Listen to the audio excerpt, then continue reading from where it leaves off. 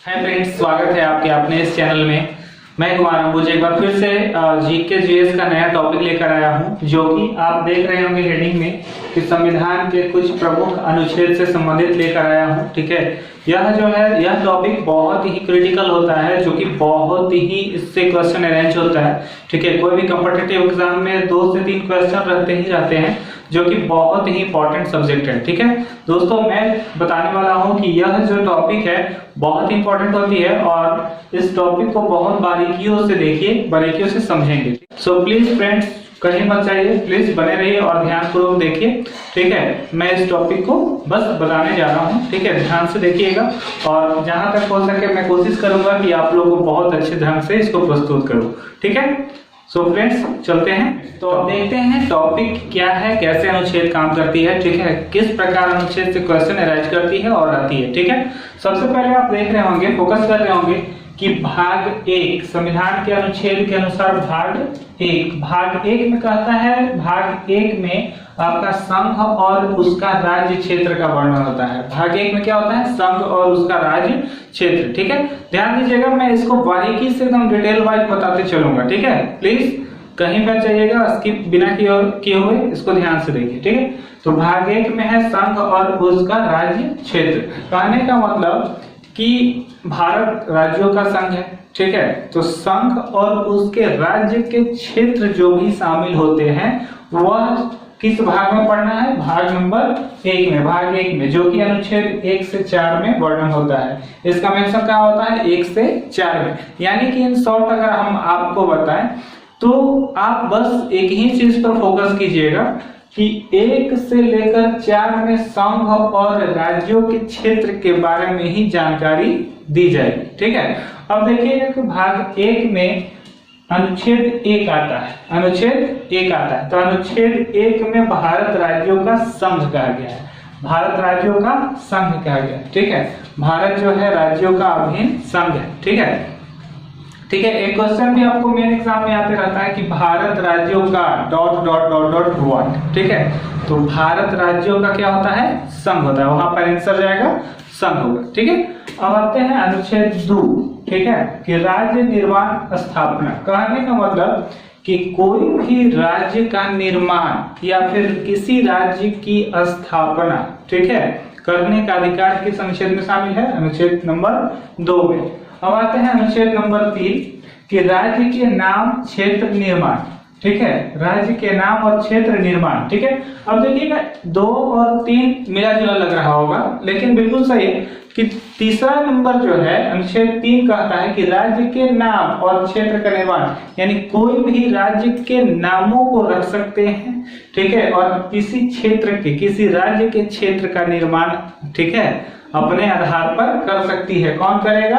तो संसद करेगा। कोई भी राज्य का निर्माण और उसके क्षेत्र का निर्माण और नाम रखने का अधिकार किसके पास है? संसद के पास है। एक क्वेश्चन इससे आता है, ध्यान दीजिएगा मेरे एग्जाम में, कि राज्यों का निर्माण शक्ति संसद के पास शामिल होती है। राज्यों का निर्माण शक्ति किसके साथ शामिल होती है? तो संसद के पास शामिल होती है। ठीक है, आगे चलते हैं भाग नंबर 2। अब भाग नंबर 2 में नागरिकता का वर्णन होता है। ठीक है, भाग नंबर 2 में नागरिकता का वर्णन होता है, जो कि बहुत बड़ा चैप्टर होता है। ठीक है, जो कि अनुच्छेद 5 से लेकर 11 में आता है। तो आप यहाँ तक समझ चुके हैं कि अनुच्छेद 5 से लेकर 11 में किसका वर्णन होता है? नागरिकता का। ठीक है, और भाग की बात की जाए तो भाग नंबर 2 में आता है। ठीक है, अब मैं बताने जा रहा हूँ कि 5 से लेकर 11 जो नागरिकता है, इसको मैं डिटेल वाइज बताऊंगा अगले वीडियो में। ठीक है, जब मैं एक इस पर जो है पूरी नागरिकता को वीडियो अपलोड करूंगा तो इसको बारीकी से बताऊंगा कि किस टाइप का क्वेश्चन अराइज करता है। ठीक है, अब चलते हैं नेक्स्ट, भाग नंबर 3 अनुच्छेद 12 से 35। इसमें मौलिक अधिकार है, फंडामेंटल राइट्स। ठीक है, कि हमारे कौन कौन से मूल अधिकार होते हैं। ठीक है, हमको कौन कौन से अधिकार दी जाती है। ठीक है, ये सब इसमें वर्णन है, किसमें? 12 से लेकर 35 में। तो जस्ट मैं इसको अभी क्लियर करने वाला हूँ। ठीक है, आगे। ठीक है, कहीं मत जाइएगा, बने रहिएगा, जस्ट मैं इसको क्लियर करने वाला हूँ। ठीक है, आगे चलते हैं भाग 4 अनुच्छेद 36 से 51। इसमें आपको है भाग 4 में नीति निर्देशक तत्वों का वर्णन है। किसका वर्णन है? नीति निर्देशक तत्वों का। ठीक है, कोई भी नीति निर्देशक तत्व जो होते हैं, और पता होगा आपको मेन एग्जाम में पूछता है कि नीति निर्देशक तत्व किस देश के संविधान से लिया गया है? तो आयरलैंड। किस देश के संविधान से लिया गया है? तो आयरलैंड, जो कि भाग नंबर 4 में शामिल होती है। ठीक है, अब आते हैं भाग नंबर 4 के क। आप इसको 4 के क कह सकते हैं या फिर ए भी कह सकते हैं। ठीक है, कहीं कहीं आपका क रहेगा, कहीं कहीं ए रहेगा। तो भाग 4 के ए या क में अनुच्छेद 51 के क या फिर ए कह सकते हैं। इसमें मूल कर्तव्य को शामिल किया गया है। ठीक है, मूल कर्तव्य को शामिल किया गया है। ठीक है, मैं बता दूं इस संविधान में मूल्य कर्तव्य नहीं था पहले, लेकिन मूल्य कर्तव्य यानी कि हम लोग का अपना कुछ कर्तव्य होता है देश के प्रति। ठीक है, तो उसको जोड़ा गया आपको 42वें संविधान संशोधन के द्वारा। कौन से संविधान संशोधन के द्वारा? 42वें संविधान संशोधन के द्वारा 1976 ईस्वी में। ठीक है, यानी कि इससे साबित होता है कि कभी कभी क्वेश्चन क्या करता है, ध्यान से देखिएगा कि क्वेश्चन कर देता है मेन एग्जाम में कि मूल कर्तव्य को किस संविधान संशोधन के द्वारा जोड़ा गया। ठीक है, तो आपका आंसर जाएगा 42वें संविधान संशोधन के द्वारा। ईस्वी पूछ लेगा तो 1976। ठीक है, तो यही सब जो थे कुछ में इंपॉर्टेंट थे, बाकी और सब हैं, इसको मैं पार्टिकुलर बताते चलूंगा। ठीक है, प्लीज बने रहिए, कहीं मत जाइएगा और देखते रहिए। ठीक है, चलते हैं आगे। इस टाइप का क्वेश्चन हमेशा पूछते रहता है, जो कि मोस्ट इंपोर्टेंट क्वेश्चन होता है। अब मैं क्या करूंगा कि यहाँ पे जो अनुच्छेद दे रहा है, ठीक है, अब इसको एकदम पार्ट वाइज पार्ट में विस्तार से बताते चलूंगा। प्लीज ध्यान से सुनिएगा और समझिएगा। ठीक है, जो कि बहुत ही इंपॉर्टेंट क्वेश्चन होती है, हमेशा मेन एग्जाम में पूछते रहती है। ठीक है, सो ध्यान से देखिएगा। ठीक है, वेरी सिंपल है दोस्त। देखिए मैं डिफाइन करूंगा, एकदम इजीली हो जाएगा। ठीक है, इसलिए एकदम ध्यान से देखिएगा। देखिए कहता है कि अनुच्छेद 14 में कानून के समक्ष समता होती है। अनुच्छेद 14 में क्या होती है? कानून के समक्ष समता। कहने का मतलब कि राज्य जो है किसी भी, ठीक है, राज्य सरकार किसी भी व्यक्ति पर जो है एक समान कानून बनाएगा और एक समान कानून सभी व्यक्ति पर लागू करेगा। ठीक है, कहने का मतलब इसका यही होता है कि एक समान कानून बनाना और उसको सुचारू रूप से लागू करना। अब ये नहीं कि कोई व्यक्ति के लिए अलग कानून हो गया और कोई व्यक्ति के लिए अलग कानून, ऐसा कभी नहीं होगा। एक समान ही कानून बनाएगा और एक समान ही लागू करेगा। अब देखिए मेन एग्जाम में किस टाइप का क्वेश्चन पूछता है? मेन एग्जाम में पूछ देता है कि एक समान कानून बनाए और एक समान लागू करे, यह किस अनुच्छेद के अंतर्गत आता है? तो आप मार दीजिएगा अनुच्छेद 14। ठीक है, अनुच्छेद 14, जहां एक समान कानून लगे सीधे आंख मूंद के मारे, अनुच्छेद 14। ठीक है, अब चलते हैं आगे। यह अनुच्छेद है 15। धर्म, नस्ल, लिंग, जाति, जन्म स्थान के आधार पर भेदभाव का निषेध। ठीक है, यह बहुत इंपॉर्टेंट क्वेश्चन होता है, यह VVI क्वेश्चन होता है, जो कि हमेशा मेरे एग्जाम में पूछेगा। ठीक है, अब देखिए कैसे बनाएंगे, तो देखिएगा ध्यान से कि धर्म, नस्ल, लिंग, जाति पकड़ने का एकदम शॉर्टकट फंडा बताते हैं। जहां आए धर्म, नस्ल, लिंग, जाति, जन्म स्थान, ठीक है, वहां पर भेदभाव का निषेध। यानी पहले क्या होता था राजा महाराजा के शासन काल में कि हम कुछ अलग कास्ट के हैं, वो कुछ अलग कास्ट के हैं, तो वहां पर भेदभाव होता था, चाहे, ठीक है। लेकिन अब जो है आपका संविधान के अनुच्छेद के द्वारा, अनुच्छेद नंबर 15 के द्वारा इसका निषेध हो गया। यानी कि कोई भी धर्म के लोग, कोई भी जाति, कोई भी जन्म स्थान में जन्मे हो या फिर कोई भी लिंग के हो, वह जो है मिलजुल कर रह सकते हैं। वहां पर अब इसका बैन हटा दिया गया। ठीक है, तो निषेध कर दिया अनुच्छेद 15 के द्वारा। ठीक है, अब आते हैं आगे अनुच्छेद 16, लोक नियोजन के विषय में अवसर की समता। लोक नियोजन कहने का मतलब कि कोई भी नियोजनालय होता है, नियोजन होता है, तो उसके विषय में अवसर की समता, यानी सबको समान अवसर प्रदान किया जाता है। ठीक है, अब बात सिर्फ ये रहता है कि SC और ST को छोड़कर, ठीक है, बाकी सभी को जो है समान मौका दिया जाता है कि ये उनको ये दिया जा रहा है मौका, तो आपको भी वही मौका दिया जाएगा। ठीक है, समान भाग में मौका। तो याद रखिएगा कि लोक नियोजन में अगर समता पूछेगा तो सीधे अनुच्छेद मारना है 16। अनुच्छेद कहाँ मारना है? 16। ठीक है, आगे अनुच्छेद 17 अस्पृश्यता छुआछूत का अंत। अस्पृश्यता का मतलब होता है छुआछूत, ठीक है। छुआछूत यानी कि हम किसी से थोड़ा सा अस्पृश्य रखते थे, छुआछूत की भावना रखते थे, उसका अंत कर दिया गया। किस अनुच्छेद के तहत? अनुच्छेद 17, जो कि मोस्ट इंपोर्टेंट क्वेश्चन होता है, हमेशा पूछते रहता है, डिफेंस हो, रेलवे हो, एसएससी हो, जो कि बहुत ही क्वेश्चन बहुत बार रिपीट हुआ है क्वेश्चन, ध्यान दीजिएगा। अस्पृश्यता यानी छुआछूत का अंत, ठीक है, जो कि दंडनीय अपराध है। दंडनीय अपराध है। अगर आप किसी भी व्यक्ति से छुआछूत की भावना रखते हैं तो वह आपका अपराध शामिल होता है, उसमें अपराध की भावना में वह शामिल हो जाता है, ठीक है। तो छुआछूत का अंत किसमें होता है? अनुच्छेद 17, याद रखिएगा, अनुच्छेद 17, ठीक है। आगे चलते हैं, अनुच्छेद 18 उपाधियों का अंत, ठीक है। उपाधियों का अंत, देखिए मैं इसको डिफाइन करता हूं, उपाधियों का अंत कैसे हुआ। अगर मान लीजिए कि कोई भी व्यक्ति किसी अन्य देश में जाकर बिना राष्ट्रपति के परमिशन से उपाधि ग्रहण करता है तो वह आपका बैन हो जाएगा, ठीक है। जो कि मैंने हेडलाइन बना दिया है कि राष्ट्रपति के आज्ञा के बिना कोई उपाधि नहीं ले सकता। किसी भी देश में अगर उसको उपाधि मिल रहा है तो बिना राष्ट्रपति के परमिशन के बिना वह उपाधि नहीं ले सकता। किस अनुच्छेद के तहत? अनुच्छेद 18, जो कि उपाधियों का क्या होता है? अंत होता है। मेन एग्जाम में क्वेश्चन इस टाइप का पूछेगा कि अगर कोई व्यक्ति राष्ट्रपति के बिना किसी देश में उपाधि लेना चाहे, ठीक है, तो उसका अंत किस अनुच्छेद के तहत किया जाएगा? तो अनुच्छेद कितना? 18, जो कि आया था सीजीएल में, यह क्वेश्चन पूछा था, तो इसको ध्यान दीजिएगा, ठीक है। अगला है अनुच्छेद 19 मूल संविधान, ठीक है। अब देखिए मूल संविधान, पहले के जो संविधान थे उसमें 7 तरह की स्वतंत्रता दी गई थी, ठीक है। उसमें कितने तरह की स्वतंत्रता दी गई थी? 7 तरह की। क्वेश्चन कहता है कि मूल संविधान में 7 तरह की स्वतंत्रता किस अनुच्छेद में वर्णित है? अनुच्छेद 19 में। लेकिन अब इसमें एक हटा दिया गया, और कौन सा हटा दिया गया? तो संपत्ति का अधिकार हटा दिया गया, अब उसको कानूनी अधिकार बना दिया गया, ठीक है। देखिएगा अब कितना है? 6 है, ठीक है। अब देखिए अनुच्छेद 19 का एक जो कि होता है संपत्ति का अधिकार, यही संपत्ति का अधिकार को क्या किया? हटा दिया गया। अब इसको किस अधिकार में डाला गया है? कानूनी अधिकार में। क्यों? पहले क्या होता है कि बहुत सारे संपत्ति रख सकते थे, लेकिन अब उसका लिमिटेशन हो गया है, अब ज्यादा संपत्ति आप नहीं रख सकते, अब वो कानून के अंडर में आ गया। आपको बताना होगा, जवाबदेही देना होगा कि कितना प्रॉपर्टी आपके पास फिक्स है, ठीक है।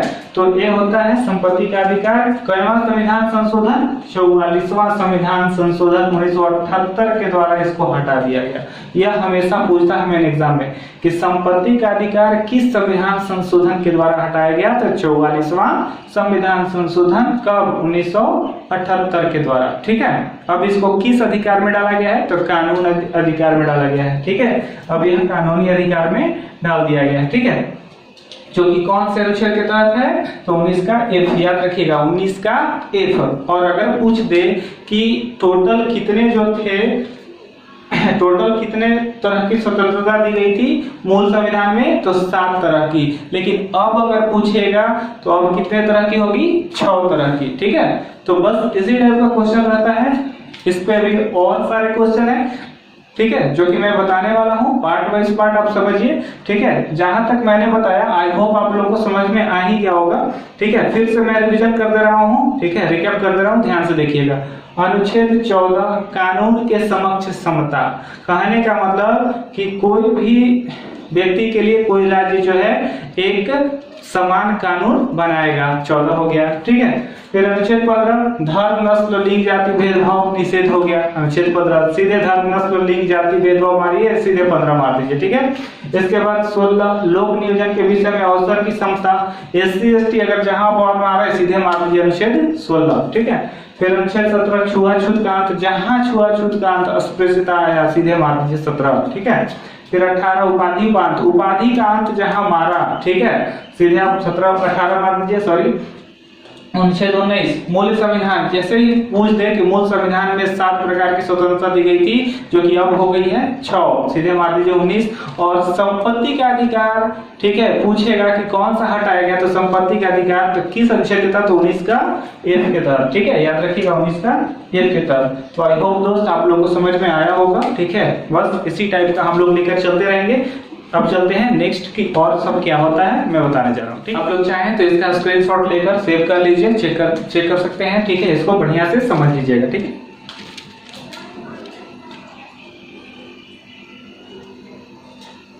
तो चलते हैं नेक्स्ट क्वेश्चन की ओर कि कैसे किस टाइप का क्वेश्चन पूछता है। देखिए दोस्त, अगला है कि हमारे संविधान के तहत हम लोग को कुछ अधिकार दिया गया है जो कि हम लोग कर सकते हैं। ठीक है, पूरी जनता कर सकती है।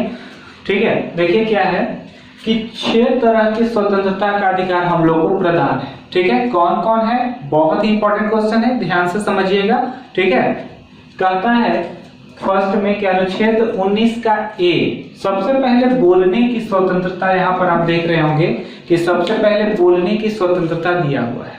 बोलने की स्वतंत्रता अर्थात क्या, यानी कि हम जो है अनुच्छेद 19 के 1 के तहत 19 का क कह सकते हैं या फिर ए कह सकते हैं, कहीं कहीं क दिया रहता है, उससे आपको दिक्कत नहीं होना चाहिए। ठीक है, तो अनुच्छेद 19 के ए के तहत हमको बोलने की स्वतंत्रता की छूट दी गई है। हम कहीं भी सभा गठन करके बोल सकते हैं। ठीक है, और बोलने का स्वतंत्रता मीडिया से संबंधित है। सबसे पहले किससे संबंधित है, मीडिया से। ठीक है, तो मीडिया यानी प्रेस। ठीक है, प्रेस यानी मीडिया। ठीक है, तो आप देख रहे होंगे कि प्रेस की स्वतंत्रता अनुच्छेद किस में शामिल है, 19 का 1 में। यानी कि मीडिया तो बोलने का काम ही करती है। ठीक है, मीडिया के द्वारा ही हम लोग को प्रकाशित होता है, हम लोग को पता चलते रहता है कि कहाँ क्या हो रहा है, क्या घटना हो रहा है। ठीक है, तो याद रखिएगा, अगर मेन एग्जाम में प्रश्न पूछे कि प्रेस की स्वतंत्रता किससे संबंधित है, तो आंख मूंद के मार देना है कि जहां बोलने की स्वतंत्रता अर्थात अनुच्छेद 19 का 1। ठीक है, अनुच्छेद 19 का 1 क या फिर ए, जो भी हो आप बोल दीजिएगा। ठीक है, अब चलते हैं अनुच्छेद 19 का बी। ठीक है, अब देखिए अनुच्छेद 19 का बी कहता है कि बिना कोई हथियार रखे हुए, हथियार यानी कि भाला गड़ासा या फिर राइफल जो भी है, बिना हथियार रखे हुए आप कहीं भी जाकर सभा को संबोधित कर सकते हैं या फिर मीटिंग बना सकते हैं।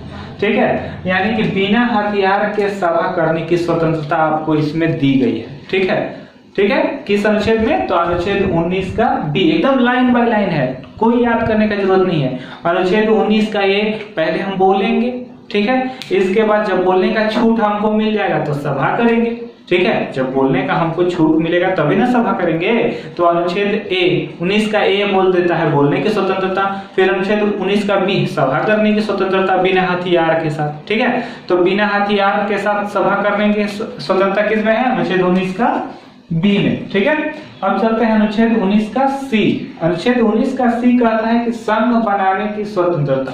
ठीक है, अनुच्छेद 19 का सी है कि संघ यानी कि हम लोग यूनियन बना सकते हैं, उसकी स्वतंत्रता हमको किस में दी गई है, अनुच्छेद 19 का सी में दिया गया है। ठीक है, अब चलते हैं अनुच्छेद 19 का डी, देश के किसी भी क्षेत्र में आने जाने की स्वतंत्रता। सबसे इंपॉर्टेंट क्वेश्चन होता है, हमेशा पूछते रहता है।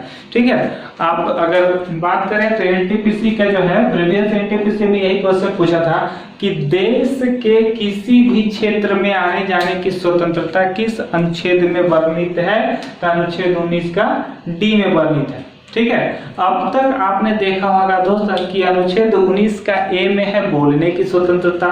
ठीक है, ध्यान दीजिएगा, अनुच्छेद 19 का ए में है बोलने की स्वतंत्रता, अनुच्छेद 19 का बी में है बिना, जब हम बोल लेंगे तो बिना हथियार को सभा संबोधित कर सकते हैं, यानी अनुच्छेद 19 का बी हो गया। अब अनुच्छेद 19 का सी में है कि संघ बनाएंगे, जब हम संबोधन करेंगे सभा का तो संघ बनाएंगे ना दोस्त, अनुच्छेद 19 का सी में है। अब अनुच्छेद 19 का डी हमको कहता है कि देश के किसी भी क्षेत्र में जो है आने जाने की स्वतंत्रता, देश के कोई भी क्षेत्र में हम आ जा सकते हैं, कोई हमको दिक्कत नहीं होगी। तो 19 का डी। ठीक है, यहाँ तक तो समझ में आ गया होगा। अब चलते हैं अनुच्छेद 19 का ई। अनुच्छेद 19 का ई, देश के किसी भी क्षेत्र में निवास करने तथा बसने की स्वतंत्रता।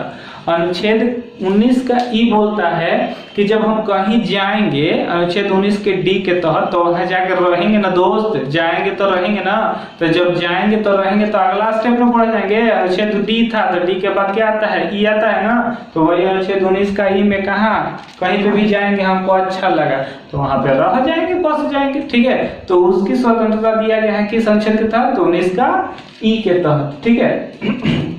आगे चलते हैं अनुच्छेद 19 का एफ। चूंकि दोस्त ई के बाद आता है एफ, तो एफ में हमने प्रीवियस में बताया कि अनुच्छेद 19 का एफ में था संपत्ति का अधिकार, जो कि अब उसको कानूनी अधिकार का रूप दे दिया गया, तो वहां से तो उसको हटा दिया गया, इसलिए यहाँ पर एफ का मेंशन नहीं है, ठीक है। आई बात समझ में। अब चलते हैं अनुच्छेद 19 का जी, ठीक है। तो अनुच्छेद 19 का जी बोलता है कि कोई भी व्यापार एवं जीविका चलाने की स्वतंत्रता दी गई है, ठीक है। कोई भी व्यापार एवं जीविका चलाने की स्वतंत्रता दी गई है, यानी कहने का मतलब कि आप कोई भी बिजनेस कर सकते हैं, ठीक है, या फिर अपना रोजी रोटी जीविका जो भी है चलाने का स्वतंत्रता इस अनुच्छेद में, इस आर्टिकल में आपको दिया गया है। किस आर्टिकल में, अनुच्छेद जी में, ठीक है। अब आगे है प्रेस। प्रेस की स्वतंत्रता अनुच्छेद 19 का में बढ़ी थी। इसको तो मैंने शुरू में ही बता दिया कि प्रेस की स्वतंत्रता किस में जाएगा, तो बोलने की स्वतंत्रता। अब बोलने की स्वतंत्रता किस अनुच्छेद में होगा, तो अनुच्छेद 19 का ए में होगा। सिंपल है, शुरू में ही होगा बोलने की स्वतंत्रता। तो अब तो एकदम कंफर्म हो गया होगा कि अनुच्छेद 19 का ए से लेकर आपका जी तक आ गया होगा समझ में, ठीक है। तो यहाँ अभी तक हम लोगों ने पढ़ा कि कितनी तरह की स्वतंत्रता दी गई है, 6 तरह की। पहले थी 7, लेकिन अब उसमें से संपत्ति का अधिकार को हटा दिया गया। पहले रखने का अधिकार था, लेकिन अब रख नहीं सकते हैं, ठीक है, तो उसको अब कानूनी अधिकार बना दिया गया। तो ये चैप्टर से सबसे इंपॉर्टेंट आपका आता है, मैं बता देता हूँ कि उसमें आपका आता है फर्स्ट, ठीक है, फिर आप सेकंड याद रखेंगे, ज्यादा से ज्यादा मोस्ट इंपॉर्टेंट 6 और 5, ठीक है, ये सब याद रखिएगा। प्रेस की स्वतंत्रता वगैरह सब याद रखिएगा। हमेशा मैं दावा करता हूं कि अगर इसको बढ़िया से रोज रिपीटेशन कीजिएगा, कभी नहीं भूलिएगा, ठीक है। तो अब चलते हैं नेक्स्ट, ठीक है, आगे कि आगे और क्या होगा। आगे चलते हैं कि अगला अनुच्छेद क्या कहता है। बहुत ही सिंपल कॉन्सेप्ट है, लेकिन इससे हमेशा क्वेश्चन आते रहता है, ठीक है। अब देखिएगा क्या कहता है। अनुच्छेद 20 हम लोगों ने अनुच्छेद 19 तक पढ़ा, ठीक है। अब अनुच्छेद 20 कहता है कि अपराधों के लिए दोष सिद्धि के संबंध में संरक्षण। अपराधों के लिए दोष सिद्धि के संबंध में संरक्षण कहने का मतलब क्या है कि कोई भी व्यक्ति को एक सजा के एक क्राइम के लिए एक ही सजा दी जा सकती है। अगर वह एक क्राइम किया है तो एक ही सजा उसको मिलेगा, ठीक है, इसके अंतर्गत। और फिर जो है, अगर कोई व्यक्ति, ठीक है, अगर कोई व्यक्ति पर जो सजा चल रही है जिस डेट में, मतलब कि किसी डेट में आपने गुनाह किया और उसकी सजा जो चल रही है, ठीक है, तो उसी डेट में जो उसका गुनाह का जो सजा का जो प्रावधान होगा, प्रोसीजर होगा, बस उसी के तहत उसको सजा मिलेगा, न कि आने वाला बाद में जो, अगर मान लिया कि बाद में कोई कानून चेंज हो गया, यानी कि या फिर जब कोई व्यक्ति सजा किया और उससे पहले कोई कानून चेंज हो गया तो उसके तहत उसको सजा नहीं दी जाएगी। यानी कहने का मतलब इन शॉर्ट कि जिस दिन वह क्राइम किया है उस दिन अगर कोई उस सिचुएशन में कोई सजा है तो वही सजा उसको चलेगी, ठीक है। और थर्ड क्या है कि इस अनुच्छेद के तहत तीसरा है कि आप जो है मजबूर नहीं कर सकते किसी व्यक्ति को गवाही देने के लिए, ठीक है। किस अनुच्छेद के तहत, तो अनुच्छेद 20 के तहत। अगर आपसे क्वेश्चन पूछ दिया जाए कि अगर किसी व्यक्ति को जबरदस्ती मजबूर नहीं किया जा सकता तो किस अनुच्छेद के तहत, अनुच्छेद 20, ठीक है, ठीक है। एक क्राइम के लिए एक ही सजा, किस अनुच्छेद के लिए, अनुच्छेद 20 याद रखिएगा, ठीक है। अब आते हैं अनुच्छेद 21, ठीक है। तो प्राण एवं दैहिक स्वतंत्रता का संरक्षण, ठीक है। अनुच्छेद 21 के क 6 एवं 14 वर्ष के बच्चों को निःशुल्क शिक्षा, ठीक है।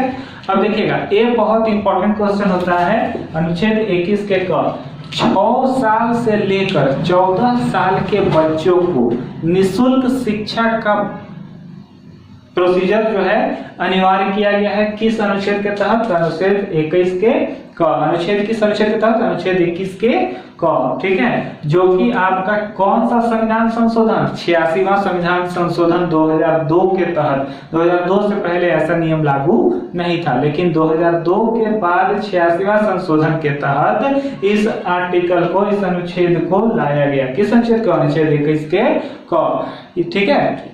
तो याद रखिएगा कि अगर 6 से 14 तक के बीच बच्चों को निःशुल्क शिक्षा देना हो तो किस अनुच्छेद को मारिएगा? अनुच्छेद 21 का क, ठीक है।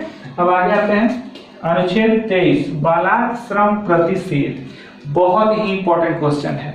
बालात श्रम प्रतिषेध और बालात श्रम निषेध। प्रतिषेध और निषेध बहुत ही क्रिटिकल होता है, हम लोग कभी कभी इसको गलत बना बैठते हैं। देखिए मैं क्लियर करता हूं।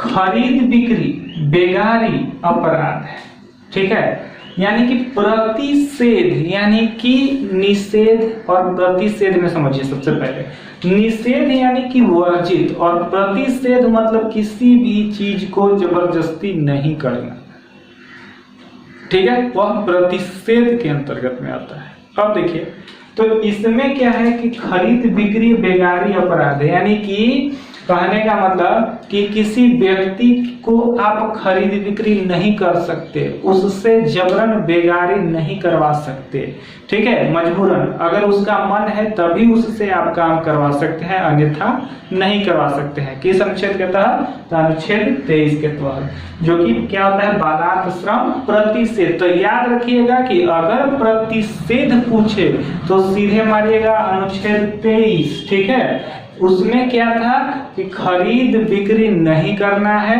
बेगारी जबरदस्ती नहीं करवाना है। लेकिन एक और कंडीशन होता है कि अगर देश को आपका सहयोग चाहिए, मदद चाहिए, तो उस स्थिति में जो है सरकार जो है राष्ट्रीय सेवा के लिए आपको बुला सकता है, आपसे काम करवा सकता है, ठीक है। यानी कि जरूरत पड़ने पर राष्ट्रीय सेवा में योगदान आप दे सकते हैं, ठीक है। इसके लिए आप सरकार जो है बोल सकती है, ठीक है।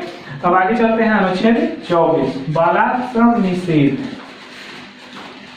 ठीक है। अब देखिए निषेध क्या है।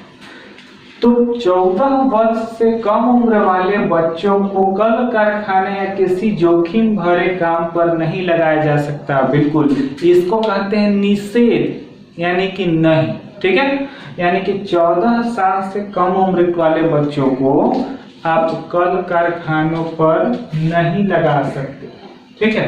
किस अनुच्छेद के तहत? अनुच्छेद 24 के तहत, ठीक है, ठीक है। 24 के तहत 14 साल के बच्चों को, 14 साल या 14 साल से कम उम्र वाले बच्चों को आप काम पर नहीं लगा सकते। कल कारखाना हो गया या फिर ऐसा कोई काम जो कि जोखिम भरा है, उस पर आप नहीं लगा सकते, वर्जित है। किस अनुच्छेद के तहत? अनुच्छेद 24 के तहत, ठीक है। तो बस यही था आपका आर्टिकल। और भी आर्टिकल हैं जो कि मैं पार्ट वाइज पार्ट आपको हर एक वीडियो में बताते चलूंगा, ठीक है। इससे बहुत सारे इंपॉर्टेंट क्वेश्चन पूछते रहते हैं जो कि आपके लिए बहुत ही उपयोगी साबित होंगे। आई होप मैंने अच्छे ढंग से बताया होगा, इसको आप ध्यान से देखिए, ठीक है, और इसको रिपीट कीजिए, बिल्कुल समझ में आएगा, ठीक है। आई होप दोस्त, तो उम्मीद करते हैं आप लोग को समझ में आया होगा। प्लीज दोस्त, आप लोग अपने दोस्तों को अधिक से अधिक शेयर कीजिए, लाइक कीजिए, सब्सक्राइब कीजिए, बेल आइकन्स को दबाइए, ठीक है, और बने रहिए आप अपने चैनल के साथ, ठीक है।